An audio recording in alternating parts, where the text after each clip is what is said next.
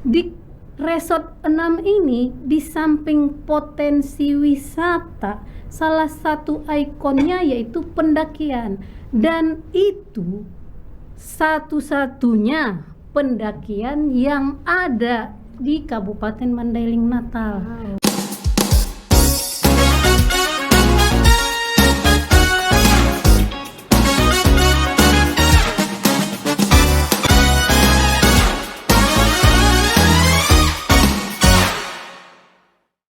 Assalamualaikum warahmatullahi wabarakatuh. Halo kaum Prima semuanya, balik lagi bersama saya Naufal dan rekan saya Fadila di Taman Nasional Batanggadis Podcast.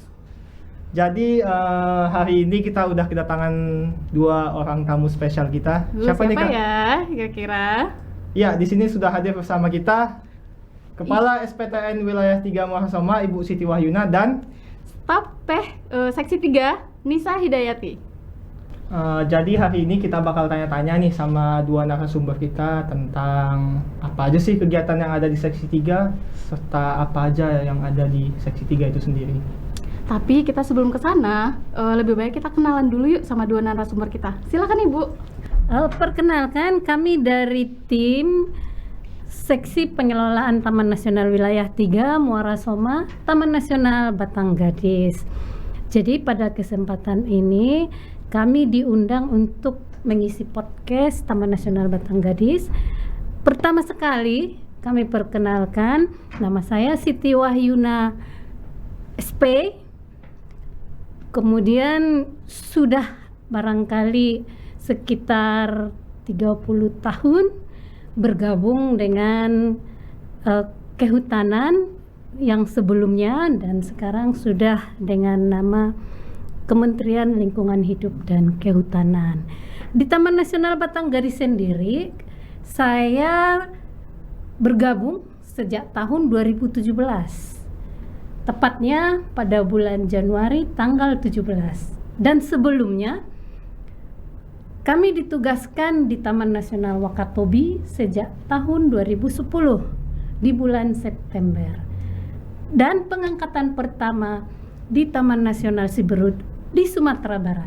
Nah, barangkali itu sekedar untuk menambah wawasan kita tentang bagaimana karyawan atau personil di Kementerian Lingkungan Hidup dan Kehutanan ini ditempatkan bukan hanya di daerah kita melamar, tetapi juga hingga ke daerah-daerah lainnya di seluruh Indonesia. Oh baik, untuk teman sebelah kita ini boleh kenalan dulu? Kanesa? Perkenalkan, nama saya Nisa Hidayati. Saya pengendali ekosistem hutan pertama, bergabung dengan Taman Nasional Batanggadis sejak tahun 2018. Tepatnya sekarang sudah 4 tahun lebih bergabung di Taman Nasional Batanggadis. Oke, terima kasih. Wow, 30 tahun ya Bu, sudah berkarir di kehutanan. Itu saya sendiri bahkan belum lahir loh Bu. Ibu sudah masuk di kehutanan, luar biasa Bu. Jadi Bu, Ibu kan sebagai kepala SPTN nih di wilayah 3 Muarasoma. Bisa cerita sedikit nggak Bu tentang kantor seksinya, tentang resort-resort yang ada di sana, begitu juga dengan potensi-potensi yang ada di sananya gitu loh Bu. Memang sangat menarik sebetulnya untuk mengetahui bagaimana Taman Nasional Batanggadis ini, apalagi terkhusus ya untuk Seksi Pengelolaan Taman Nasional Wilayah 3 Muarasoma. Kenapa dibilang menarik?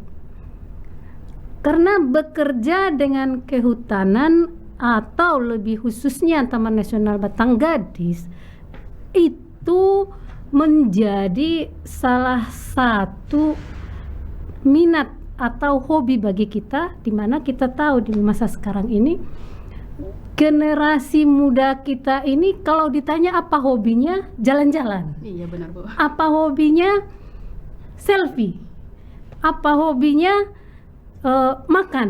Nah, jadi sejalan dengan yang ada di pekerjaan kita, yaitu dengan bertualang ke dalam hutan atau kawasan, itu merupakan satu momen untuk hiburan juga bagi kita, di samping melaksanakan tugas-tugas kita untuk melihat ekosistem yang ada di dalam kawasan, kemudian juga kondisi satwa, flora yang ada di dalam kawasan.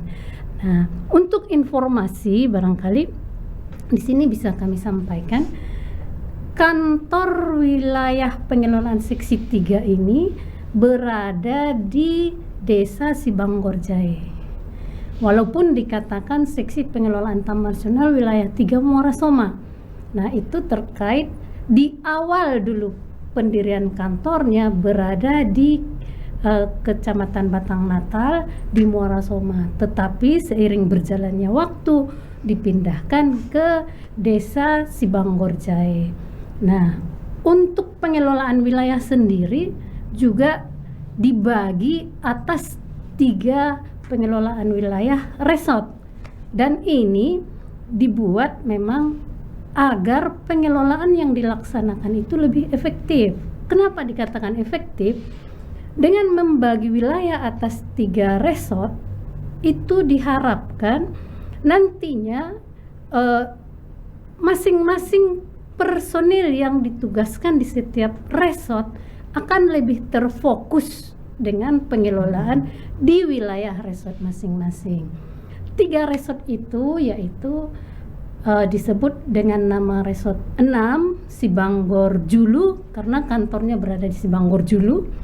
Kemudian resort 7 ada di Desa Sopotinjak dengan nama resort 7 Sopotinjak, dan resort 8 yang merupakan resort terjauh tentunya bila dilihat dari kantor pusat Taman Nasional Batanggadis berada di Muara Bangko.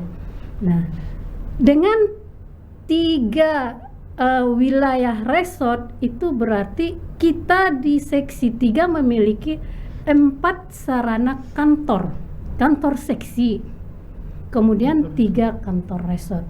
Nah, 4 kantor ini dihuni atau dikelola oleh 16 personil. 16 personil ini ya terdiri dari ada 1 kepala seksi, kemudian polhutnya atau polisi kehutanannya ada 6, kemudian ada pengendali ekosistem hutan atau PEH-nya ada 2, dan 1 penyuluh.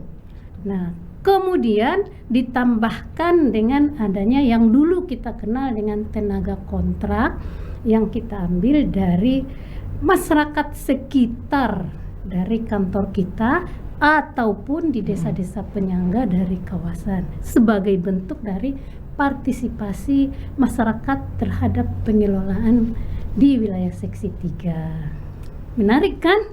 Luar biasa sekali, Luar Bu biasa. ya. Nah, itu tadi penjelasan dari Bu Siti terkait pembagian resort di seksi wilayah 3. Mungkin sedikit tambah informasi buat teman-teman yang belum tahu ya.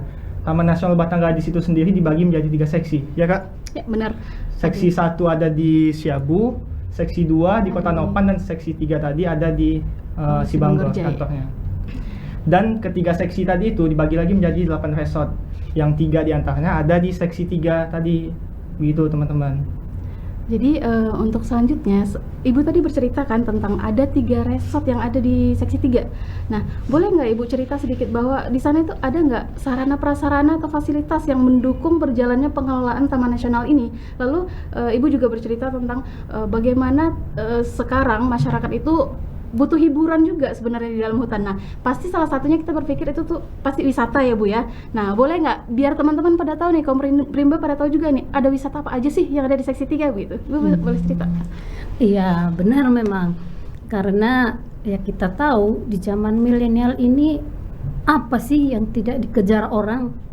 Yang penting menarik dan lebih kepada kembali ke alam. Nah, seksi 3 itu dibagi 3 resort. Masing-masing resort sebenarnya mempunyai karakteristik tersendiri dan yang menjadi prioritas dari masing-masing resort itu. Nah, contohnya resort 6. Resort 6 itu di Desa Sibanggor, khususnya 1 kecamatan Puncak Sorik Merapi. Dia berdekatan dengan Sibanggorjae yang ada kantor seksi.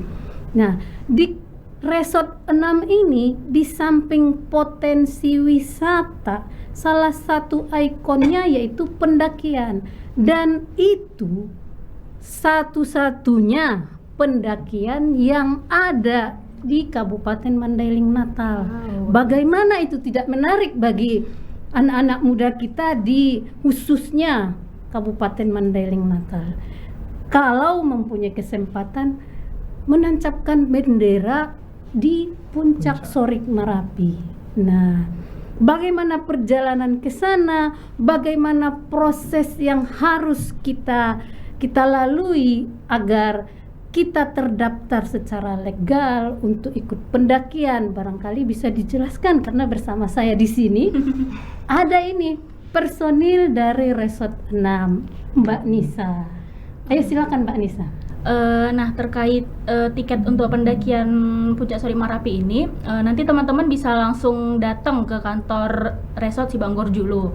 Nah, di situ nanti ada yang akan ngerahin, tapi untuk sekarang ini pendakiannya belum dibuka ya karena masih COVID ini. Nanti kalau misalnya ada info untuk pembukaan pendakian, nanti kami bakalan kabarin lagi. Untuk harga tiketnya sendiri untuk Nusantara pendaki lokal, event untuk orang lokal tuh 5.000 per orangnya. Kalau untuk mancanegara 150.000. Jadi untuk tiketnya untuk pendaki lokal cuma 5.000 ya Kak? Pendaki lokal 5.000. Dan untuk turis dari mancanegara 150.000 per orang. Nah tuh buat teman-teman, buat yang mudaki, udah nggak usah ragu, tiketnya cuma 5.000 kok, nggak mahal. Nanti kalau mau ditemenin loh sama teman-teman dari Taman Nasional Batanggadis, tenang aja. Tapi ya untuk info tadi pendakian belum dibuka ya. Tapi nih Naval, kira-kira nanti kalau mau mendaki ada pemandunya nggak sih? Kira-kira Ibu? Gimana tuh? Kalau untuk pendakian Puncak Sorik Marapi di Resort 6 Sibanggor itu ada paguyuban atau kelompok pemandu wisata Dibentuk oleh TNBG gitu Bu? Iya, kita bentuk bersama dengan masyarakat. Dan masyarakat mengenalnya dengan sebutan Ranger Sorik Marapi. Jadi tidak usah khawatir untuk ke pendakian. Nah, dan di samping itu sebetulnya banyak juga pilihan untuk wisata yang lainnya di Resort 6 ini. Yang lain apa lagi, Mbak? Kalau untuk wisata yang lain itu di Resort 6 Sibanggor Julu itu ada Sampuran Milas. Nah, itu perjalanannya dari kantor resort itu sekitar 30 menit. Di situ bisa bisa mandi air panas. Bisa juga foto-foto. Di situ juga ada menara pandang untuk untuk birdwatching ya? Untuk birdwatching. Ngomong apa tuh Kak? Birdwatching. Birdwatching itu Pasti teman-teman banyak nggak tahu kan apa itu birdwatching. Ini apa sih? Birdwatching itu pengamatan aves, burung. Untuk orang-orang yang hobi di itu ya, bisa mungkin. Ngomong-ngomong burung nih Kak Noval, kita tadi belum ngomongin nih potensi apa sih yang ada di TNBG, ya lebih tepatnya di seksi 3 nih kawasan. Kayaknya pasti ada nih flora, faunanya. Silakan siapa yang mau ngejelasin nih kira-kira. Iya. Secara garis besar memang ya, kawasan itu ditunjuk tentunya karena potensinya sangat bagus. Itu nggak bisa dipungkiri itu, apalagi Taman Nasional itu. Karena potensi flora faunanya pasti jempol 2. Nah, begitu juga dengan Taman Nasional Batanggadis, itu potensinya bisa diacungi jempol. Dan memang fungsi utama kita sesuai dengan RPTN di Taman Nasional Batanggadis di samping penyedia air bersih untuk masyarakat, juga air untuk sawah, air untuk ternak dan lain-lainnya, juga potensi satwa dan floranya. Banyak loh flora-flora yang barangkali belum dikenal oleh generasi muda sekarang. Apa aja tuh Bu? Dan itu sangat berharga loh. Banyak yang dilindungi dan bahkan ada yang hampir punah ya. Apa misalnya ya? Contohnya apa itu? Di seksi 3-nya nih Bu. Iya. Di seksi 3-nya untuk floranya itu tepatnya di Sopotinja ya, ada Rafflesia. Rafflesia. Pada tahu Rafflesia kan? Tahu dong. Ada Rafflesia di TNBG sendiri. Rafflesianya itu ada 3 jenis ya. ada Rafflesia gadotensis, ada Rafflesia majori, satu lagi ada Rafflesia arnoldi. Nah, selain Ya. tuh buat teman-teman pasti pada taunya Rafflesia cuma di Bengkulu kan. Iya. Padahal di Taman Nasional Batangadis sendiri ada loh Ada 3 Rafflesia. jenis. Boleh kapan-kapan kalau mau lihat datang aja ke sini. Dan banyak lagi yang tidak Apa ya? tahu perbedaan antara Rafflesia itu dengan bunga bangkai. Nah, Karena iya, sering benar. mereka Nah, katakan benar, Rafflesia benar, Bu. itu Banyak- bunga bangkai. iya, benar. Mumpung ada Mbak Nisa, Sebagai Iya. bisa sebagai dijelaskan tag kita ya. sebagai Mbak Nisa boleh Boleh dijelaskan dong, dong. dijelasin lebih. Kita. Jadi Komrinda pada tahu nih apa sih bedanya gitu. penasaran kan? Nah, sebenarnya untuk bedain Rafflesia sama Amorphopalus itu atau bunga bangkai itu sebenarnya secara kasat mata gampang ya. Kalau Rafflesia itu berbentuk langsung bunga gitu, Bulat melebar langsung gitu ya. bulat melebar Aja. gitu. Kalau Amorphopalus kan yang tinggi itu kan ya. Iya. Tapi nanti kalau untuk pembahasan tentang itu selanjutnya mungkin bisa di podcast selanjutnya ya. Karena Nanti itu bersama perlu PFP detail lagi ya lain. Kak ya. Iya, iya. Oke. Nah, jadi itu tadi kita ngomongin potensi floranya, tapi kita belum ngomongin faunanya, Bu. Gimana, Bu? Hewan-hewan yang Betul. mungkin khas di Taman Nasional Batangadis. Memang nggak bisa dipisahkan. Kenapa Batanggadis ini? Wilayah Batanggadis merupakan landscape sambungan dari Sumatera Barat hingga ke Aceh nantinya. Makanya tidak bisa terpisah. Kalau kita sering mendengar harta yang sangat berharga, salah satunya yang mungkin bisa kita wariskan atau titipkan ke anak cucu, itu ada harimau Sumatera. Harimau Sumatera langka Di ya Bu Taman ya, Nasional Batanggadis itu, nah itu salah satu satwa yang memang menjadi ikonik di samping beberapa satwa lainnya yang memang juga dilindungi dan hampir punah. Nah, menarik barangkali karena sudah banyak daerah yang menunjuk bahwasanya harimau Sumatera ada di daerahnya dan lebih dulu digaungkan. Di kita di Taman Nasional Batanggadis khususnya di seksi 3 barangkali juga di samping harimau Sumatera kita juga memiliki satwa yang juga terancam punah tetapi jarang dipromosi atau didengungkan orang lain atau wilayah lain. Apa itu? Nah, itu terlihat kalau kita pakai logo Taman Nasional Batanggadis itu ada tapir. Nah, menurut penelitian dari ahli di awal pembentukan Taman Nasional Batanggadis, populasi paling rapat dari tapir itu ada di kawasan Taman Nasional Batanggadis se-Asia ya. Iya. Asia ya, Bu. Nah, dan itu menarik. Makanya sekarang memang kita belum mempunyai kesempatan untuk membuktikan dan mengulangi data itu kembali, dan itu memang menjadi PR kita ya. Makanya di Taman Nasional Batanggadis di Resort 7 kita ada klinik satwa dan ada sanktuari tapirnya dulu ya. Ya, kalau disebut sanktuari barangkali secara awam menurut kita kawasan yang dikandang atau dibatasi untuk menjadi pemeliharaan atau tempat perlindungan satwa tapir. Tetapi di zaman sekarang ini yang disebut kandang itu tidak mesti tembok, tidak mesti menggunakan besi atau kandang yang ada di pandangan kita sekarang. Tetapi bisa juga dengan hanya membuat koordinat-koordinat dengan titik ikat. Itu menjadi batasan wilayah. Dan itu memang menjadi salah satu andalan di Taman Nasional Batanggadis. Dan kita di seksi 3 ya sangat berbangga karena wilayah kita khususnya di Resort 7 memang disurvei berpotensi untuk itu dan merupakan satu-satunya atau yang pertama di Asia Tenggara ya. Nah, bayangkan di Mandailing Natal ada sekaliber itu. Mantap sekali ya Bu. Keren sekali ya teman-teman. Tapi nih Bu, ngomongin soal satwa nih, seperti yang Bu bilang bahwa banyak binatang-binatang yang di Taman Nasional Batanggadis itu terancam punah, dan yang pasti penyebabnya adalah perburuan satwa ya Bu. Mungkin Ibu bisa kasih himbauan nih Bu buat teman-teman yang nonton terkait hal tersebut. Ya, memang menarik ya disebut satwa yang terancam punah. Memang banyak faktor. Ada yang mengatakan perburuan, ada yang mengatakan habitatnya berkurang, ada yang mengatakan faktor-faktor penyakit atau alami lainnya. Ada yang juga mengatakan illegal trade atau perdagangan satwa ilegal. Nah, itu berbagai faktor.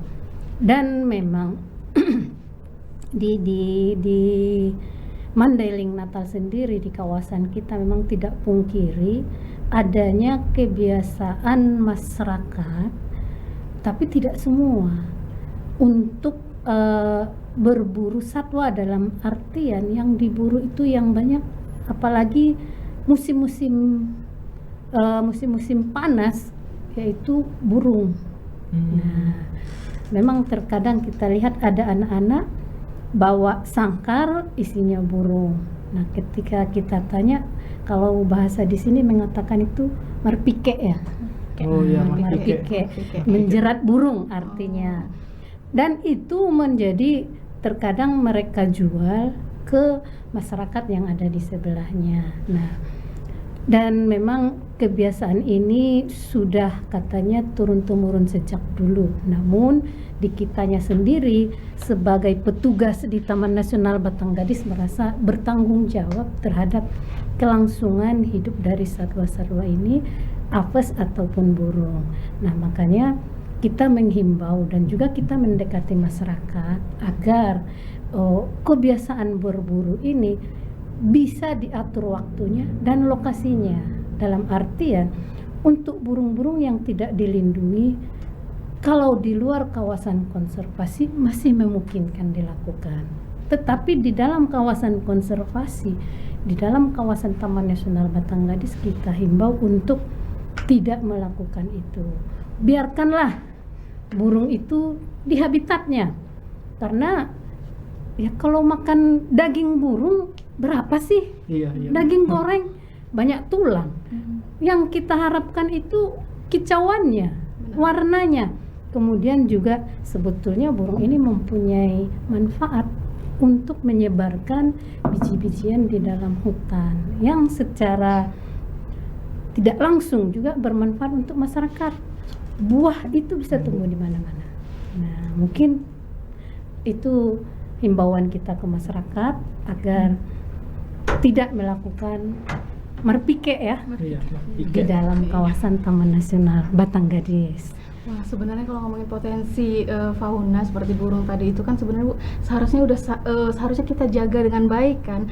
Bagaimana cara kita menyampaikan ke masyarakat bahwa jangan sampai mereka merusak hutan atau mengambil burung seperti itu. Nah, dari TNBG sendiri khususnya untuk di seksi 3, apakah sudah ada usaha-usaha untuk menyampaikan kepada masyarakat atau memberikan alternatif lain supaya mereka tidak melakukan hal itu lagi, atau mereka bisa lupa nih, nggak bakal interaksi lagi nih ke hutan gitu, biar kaum rimba juga pada tahu. Kalau upaya yang sudah kita lakukan mungkin sudah banyak ya Mbak ya.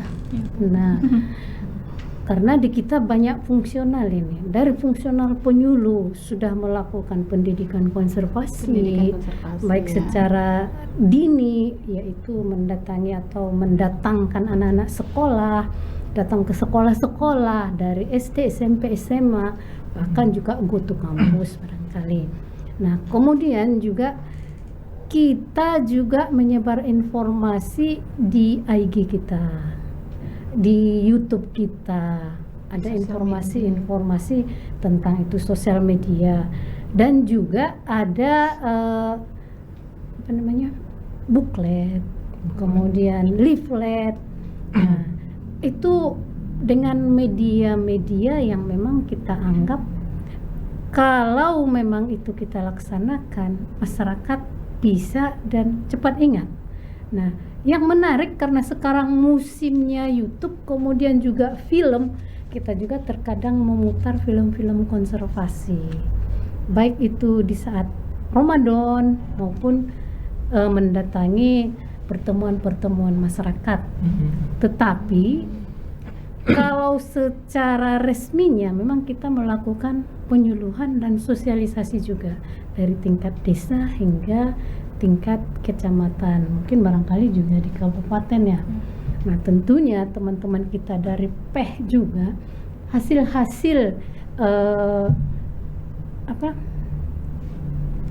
survei dan juga hasil-hasil analisa mereka terkait flora fauna di kawasan juga disampaikan dan dibuat dalam bentuk-bentuk poster, apalagi leaflet dan itu disebar ke kantor juga ke masyarakat tentunya dengan harapan masyarakat tahu dan mengenal dan nantinya akan menumbuhkan juga kecintaan terhadap satwa dalam artian untuk melindungi bersama. Nah itu.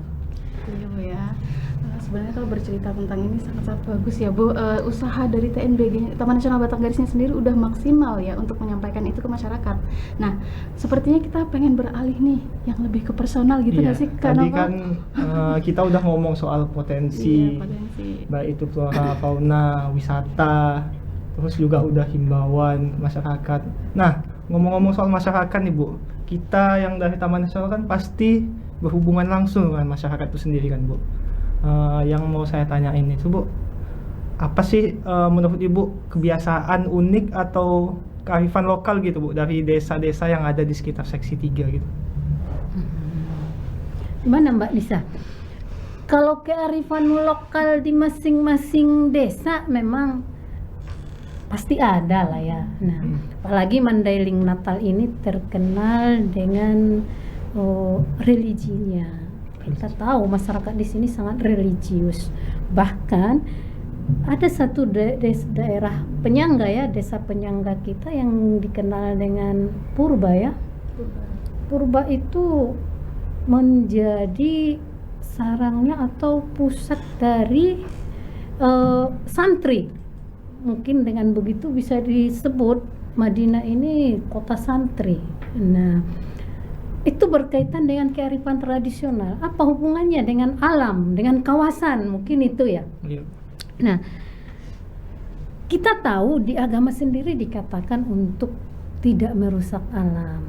Jadi dengan tingginya atau kearifan masyarakat yang religi akan cenderung membentuk pribadi-pribadi yang tidak mau merusak alam. Betul. Nah, contohnya apa? Hampir di semua desa ada hal-hal yang menjadi kearifan tradisional. Misalnya banyak sungai atau sungainya bagus. Biasanya di daerah itu akan ada lubuk larangan. Seperti di Aiknabara ya. Ada lubuk larangan dalam artian ikan larangan. Nah, dibiarkan berkembang sehingga masyarakat menyadari kebutuhan mereka terhadap air bersih yang dimana mata air atau hulu dari sungai itu ada di kawasan Taman Nasional Batanggadis. Sehingga mau tidak mau mereka harus melestarikan hulunya agar kearifan tradisional mereka membuat ikan larangan, lubuk larangan itu tetap berjalan. Nah, kemudian ada hutan larangan. Nah, kenapa masyarakat membuat hutan larangan? Karena mereka menyadari bahwasanya hutan itu bukan semuanya harus ditebang. Tidak semua hutan. Nah, kalau secara konsep sebetulnya itu cocok dengan kita konsep Taman Nasional. Kenapa? Ada zonasi. Nah, ada zonasi. Kenapa ada zonasi? Zonasi itu membuat pengelolaan dari wilayah-wilayah. Ada zona inti yang harus kita lindungi dengan zona rimba. Ada zona pemanfaatan yang bisa kita manfaatkan. Ada zona tradisional di mana kita bisa memungut hasilnya secara tradisional. Kemudian ada zona khusus karena di situ sudah terbentuk perkampungan sehingga itu menjadi zona khusus.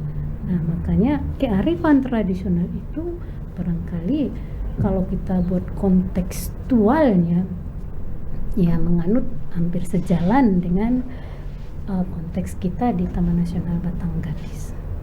Oke, bagus sekali ya Bu ya, tadi cerita kita tentang bagaimana mengelola Taman Nasional Batanggadis ini ya, sampai kearifan lokalnya pun jelas kita ketahui. Nah, sebenarnya nih, selain itu, saya penasaran nih Bu, terkait lebih personal aja ke Ibu nih sendiri. Ibu kan sebagai kepala SPTN nih, wanita gitu.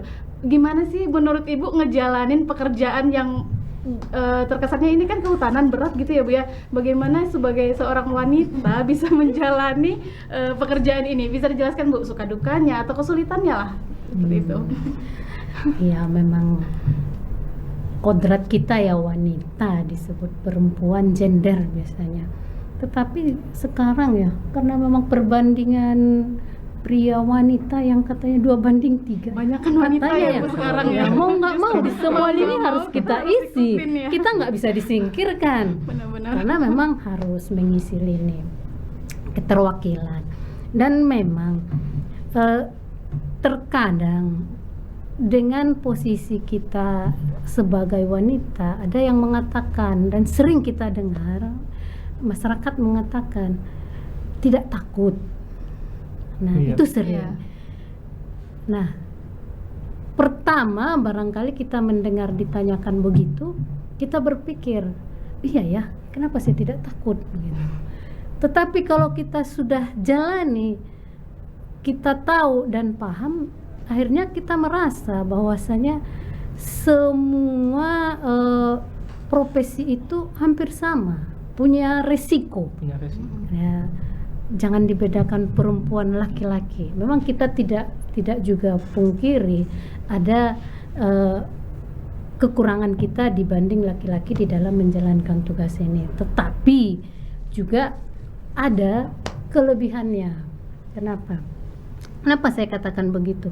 Yang saya alami barangkali lebih dulu ya Mbak Nisa juga perempuan sebagai fungsional P yang sehari-hariannya nanti ke hutan juga bisa kita dengar bagaimana pengalamannya. Nah, kami merasa bahwasanya karena memang ditempatkan sebagai kepala kantor di seksi 3 khususnya, terkadang di beberapa wilayah, kalau di Kabupaten Mandailing Natal ini, terkadang kami juga merasa bahwasanya di sisi adat memang perempuan tidak bisa didudukkan sama dengan laki-laki. Betul sekali Bu. Nah, makanya terkadang di dalam pertemuan-pertemuan masih ada masyarakat yang menganggap kita tidak bisa duduk di depan. Tetapi kalau di pimpinan atau di rapat-rapat pimpinan daerah, karena merupakan struktur atau secara nasional, jadi pimpinan-pimpinan wilayah itu sudah memahami bahwasanya tidak mesti laki-laki, tetapi yang diperhatikan di situ adalah jabatan dia. Nah, makanya terkadang kita saat diundang disebut silakan duduk pimpinan-pimpinan, terkadang kita mau duduk di depan padahal di situ sudah ada kertasnya, risih. Karena saat kita mau duduk diperhatikan betul. Nah, oleh masyarakatnya, tetapi oleh camat, kemudian sekcam dan yang lainnya, mungkin juga sudah ada sekarang kepala desa yang juga perempuan. Jadi hal itu sudah mulai berkurang. Nah, itu kalau secara adatnya. Tetapi juga ada di beberapa daerah yang memang mereka tidak memandang gender ini. Iya. Dalam artian untuk tugas silakan, tetapi untuk adat dan keluarga itu berbeda posisi nantinya. Nah, itu menjadi liku-liku kita di dalam menjalani tugas. Nah, saya katakan tadi ada plus minusnya. Kenapa?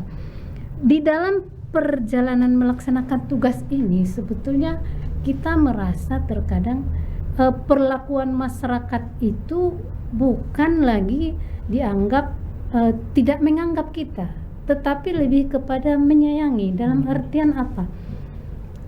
Misalnya untuk ke lapangan, terkadang mereka mengatakan, ibu-ibu lah, karena ibu-ibu lebih ulet. Nah, itu salah satu.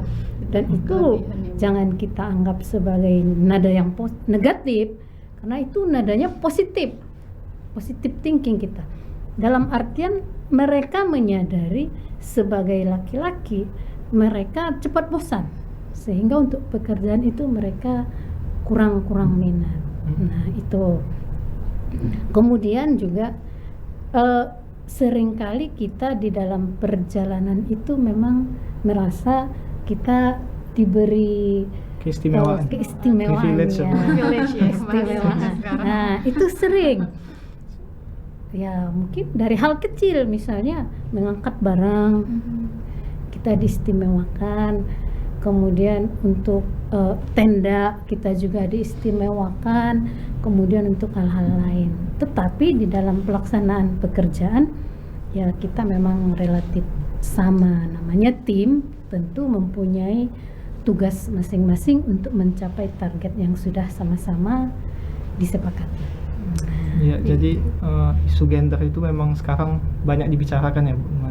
Tapi sebenarnya itu nggak jadi masalah ya Bu, walaupun kita wanita, maksudnya ibu wanita gitu. Bukan kita, ibunya maksudnya. Ibunya wanita itu nggak ada hambatan yang terlalu apa lah ya Bu di lapangan. Nah, itu dia kembali ke sudut pandang tadi. Masing-masing ya, Bu, Kalau kita menganggap apa yang dikatakan masyarakat itu merendahkan kita, nah otomatis nyali kita ciut. Tetapi kalau kita anggap itu suatu bentuk penghargaan, suatu tantangan, ya kita akan naik. Nah, barangkali itu ya Mbak ya. Dari tadi kita udah dengar pengalaman dari Bu Siti nih kan. Sekarang saya pengen dengar pengalaman dari Kak Nisa sebenarnya sebagai petugas lapangan langsung yang sering jumpa masyarakat, nginap di hutan sampai berapa malam, ya. seorang wanita. Gimana nih Kak pengalamannya? Pengalaman di hutan aja ya, mungkin karena saya kan lebih seringnya ke hutan dibanding ke masyarakatnya. Kalau di hutan selama ini kayak yang dibilang Ibu tadi ya, diistimewakan memang dari segi bawaan atau dari segi kalau dari fisik kan juga wanita sama laki-laki tuh beda kan, Yes, pasti beda. sering ketinggalan. Itu biasanya diistimewakannya ditungguin gitu-gitu sih. Kalau Mbak Dila sendiri gimana pengalamannya? Oh iya, Malah dibalikin ya, Mas. juga wanita, kita lupa kalau ini juga wanita. Penyuluh. Jadi gini, saya kan penyuluh ya. Jadi antara ke hutan sama ke desa, saya itu sebenarnya lebih banyak ke desa. Nah, tapi bukan berarti saya nggak pernah ke hutan. Kalau selama di hutan, yang saya alami itu sebenarnya sedikit melelahkan. Namanya juga wanita gitu kan. Memang ada kelebihannya, seperti misalnya barang kita dibawain atau seperti apa. Tapi kan namanya jalan tetap jauh, capek sih. Tapi itu seru gitu loh. Apalagi kita punya pengalaman baru di hutan, kita bisa ketemu air terjun, bisa ketemu sungai yang luas, seperti itu juga kan. Nah, untuk di desa sendiri, kalau saya ngalamin itu biasanya perempuan tuh lebih gampang diterimanya nih, apalagi sama ibu-ibu di desa. Kita masuk aja gitu. Jadi kelebihannya itu kalau sebagai wanita itu, kalau saya pribadi nih sebagai penyuluh, itu seru sih kalau masuk desa. Jadi gampang aja berbaur sama ibu-ibu gitu. Asik-asik ya ternyata Asik-asik pengalamannya. sebenarnya. Jadi buat kaum Mbak yang cewek mungkin ada yang pengen kerja di kehutanan tapi masih ragu, udah dengar sendiri ya Takut, pengalamannya. Asik loh. asik loh Tapi benar bakal nggak nyesel. itu? Apa tuh Bu? Ada yang mengatakan kalau kehutanan itu masuk hutan identik pacet. Betul nggak? Aduh, betul sih sebenarnya. Betul. Gak usah takut, Gimana? macet juga sampai Menakutkan mana sih? nggak? Takut deh. Iya sih. Awal-awal sih gitu, dulu takut. Lama-lama kalau udah mulai terbiasa ya enggak ya. Gimana kalau Nisa sendiri? Iya, sama. Awal-awal waktu pertama-tama masuk hutan takut sama pacet. Sekarang udah biasa aja, udah digini-giniin aja kalau ketemu pacet. Gitu. Mungkin buat yang nggak tahu pacet itu kayak sejenis lintah lah. Lintah Dia ya. suka nempel di kaki biasanya yang sering, cuma kadang sampai ke badan-badan juga sih. Nggak sakit kok kalau gigit, cuma ya gitu Gatal. lah. Cuman ya Agak kita- gatal aja. Sedekah darah ya. Dan lagian loh itu jadi sekarang ini pacet lintah kan banyak dibuat jadi terapi malah ya. Benar sekali. Jadi kita anggap aja lah Anggap aja terapi ke ya, hutan Bu. itu terapi untuk memperlancar peredaran darah. Iya. Iya mungkin Bu. Oh, udah banyak banget ya cerita kita dari tadi, tanya jawab. Kita masuk ke pertanyaan terakhir nih Bu, karena waktu kita juga terbatas ya. Nah, harapan Ibu nih untuk pengelolaan khususnya di seksi 3 nanti seperti apa? Bisa dijelasin?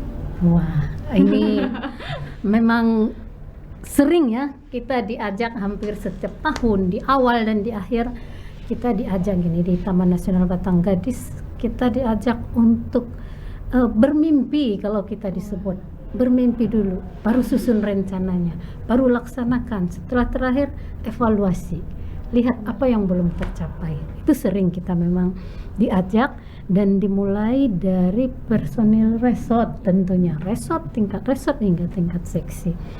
Nah, harapan kami yang ada di seksi terkait pengelolaan kawasan ke depan, tentunya kami berharap permasalahan-permasalahan, tantangan-tantangan yang ada di wilayah seksi bisa ditangani secara bersama dan bisa menyatu dengan masyarakat, karena kita berharap sebetulnya potensi yang ada di dalam kawasan itu bisa dilestarikan bersama dengan masyarakat, bermanfaat atau memberikan manfaat juga untuk masyarakat sekitar kawasan. Ya, memang sesuai dengan karakter di masing-masing resort. Kalau kita di tingkat seksi, ada yang mengutamakan untuk wisata, ada yang mengutamakan untuk keberlanjutan habitat ekosistemnya, ada juga yang memang mengutamakan kesesuaiannya nanti pengelolaan dengan karakter-karakter masyarakat setempatnya. Nah, tentunya kita berharap kondisi kawasan itu tetap terjaga, terlindungi, kalau dikatakan tentunya lestari. Dan yang melestarikan itu bukan hanya kita, tetapi kita bersama dengan masyarakat. Nah, mungkin itu. Jadi itu tadi ya harapan yang sudah disampaikan oleh Bu Siti. Semoga terwujud ya. Semoga Novel ya. bisa cepat terwujud, dan kita mari sama-sama mendukung harapan tersebut demi kebaikan untuk semuanya. Tetap semangat bekerja gitu ya. Nggak boleh lelah. Jadi kayaknya sekian Bu tanya jawab kita untuk hari ini. Sebenarnya ada satu yang kurang. Apalagi Apa Bu? tuh?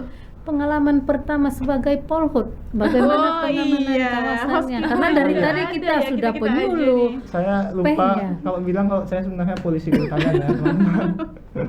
Di seksi 3 juga. Pengalaman pertama ya Bu? Gimana? Asik sih. Saya pertama kali ke lapangan itu ke desa Aek Nabara, Wes. melakukan patroli ke sana, dan sebenarnya cukup unik sih Bu pengalaman itu.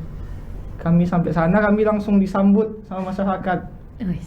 Yes. Pakai tortor. Enggak pakai tortor, enggak, Karpet maksudnya merah kali ya. ya gitu. Maksudnya masyarakat tuh menyambut baik lah, Welcome ya. welcome gitu. Asik sih Bu, bekerja di kehutanan, intinya gitu teman-teman. Berbeda dengan yang dibayangkan dan kenyataan yang didapati tidak? Atau memang sudah begitu di image-nya? Sesuai ekspektasi nggak gitu maksudnya. Sesuai. Sebenarnya ada banyak yang di luar ekspektasi sih, yaitu ternyata lebih menyenangkan daripada yang saya Iya, bayangkan. mantap Bekerja banget ya. serius, karena kita kerja ke hutan sekaligus healing. Iya, mantap. Oh, Main ke yes. hutan, lihat burung, jumpa rusa, mandi di sungai, Oh, yes. mandi di air terjun, serius asik. Jadi teman-teman, mungkin ini sedikit motivasi sih buat yang masih ragu kerja di hutan. Oke Bu, sepertinya podcast kita akan berakhir ya. Iya. Pertanyaannya udah ditanyain juga dari tadi, dan waktu kita Dan- juga udah. Iya, karena waktu kita terbatas Terbatas, dan udah banyak insight baru, ilmu-ilmu baru yang kita dapat dari Bu Siti dan Kak Nisa. Terima kasih ya Bu Siti Terima dan kasih Kak banyak. Nisa. Sama-sama. Jangan Jangan bosan-bosan ya, bosan-bosan. nanti kita undang lagi ke sini. Iya. Iya. Jadi sekian untuk podcast kita hari ini. Ikuti terus episode selanjutnya.